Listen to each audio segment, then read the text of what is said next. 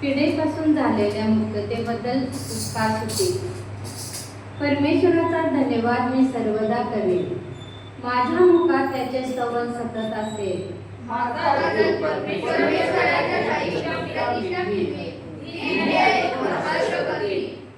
तुम्ही माझ्या बरोबर परमेश्वराची थोरवी गा. आपण सर्व मिळून त्याच्या नावाची महती वर्णूया. मी परमेश्वराला शरण गेलो आणि त्याने माझा स्वीकार केला. त्याने माझ्या सर्व भयापासून मला सोडवले. ज्यांनी त्याच्याकडे पाहिले ते प्रकाश पावले. त्यांची मुखे लज्जेने कदापि काळवडणार नाही. या पापाने दावा केला आणि परमेश्वराने तो ऐकला आणि त्याच्या सर्व संकटातून त्याला सोडवले. परमेश्वराचा दूत त्याचे भय धरणाऱ्या सभोवती छावणी देतो आणि त्यांचे रक्षण करतो. परमेश्वर किती चांगला आहे त्याचा अनुभव घ्या. जो त्याच्यावर भाव ठेवतो तो पुरुष धन्य. परमेश्वराचे पवित्र जन हो, त्याचे भय धरा, कारण त्याचे भय धरणाऱ्यांना काही उणे पडत नाही. तरुण सेनानी महान केले व त्यांची उपासना होते.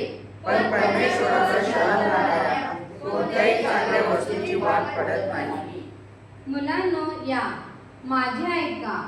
मी तुम्हाला परमेश्वराचे भय धरावयास शिकवेन. सुख भोगावे म्हणून विविधतेची इच्छा करा व देवाशिषाची इच्छा असं होऊ शकतो. तू आपली जीभ दुर्भाषणापासून व आपले होठ कपटी भाषणापासून आवर.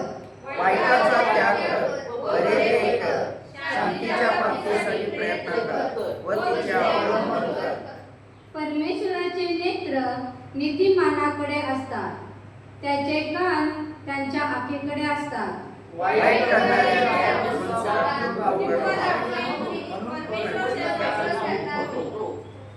नीतिमान धावा करतात, तो ऐकून परमेश्वर त्यांना त्यांच्या सर्व संकटातून मुक्त करतो.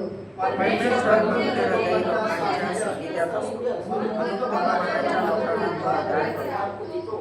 नीतिमानाला फार कष्ट होतात, तरी परमेश्वर त्या सर्वातून त्याला सोडवितो.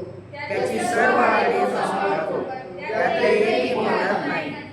दुष्टाचे मरण दुष्टाईतच होणार, नीतिमानाचे द्वेषे दंड पावतात. परमेश्वर आपल्या सेवकांचे जीवात करतो. करतो. त्याच्या आश्रय करण्याला मोठी गोष्ट नाही.